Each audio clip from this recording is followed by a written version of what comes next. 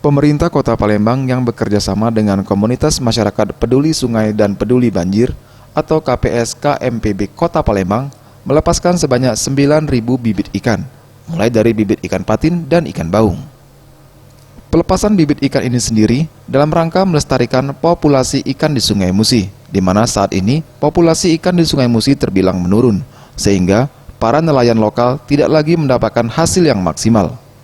Hal tersebut dijelaskan oleh Ketua KPS KMPB Kota Palembang, Alexander.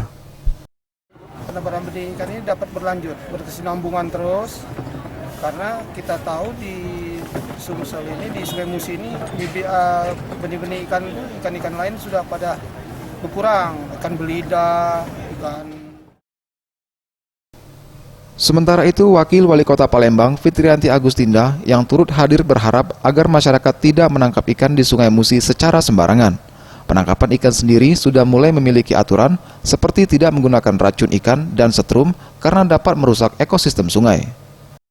Tentu ada aturannya, terutama untuk menggunakan barang-barang yang berbahaya, misalnya racun ya, yang nanti seandainya kita sebarkan, tentu bukan hanya ikan besar yang mati, tapi ikan-ikan kecil juga, atau menggunakan listrik. Tim Liputan Sriwijaya TV.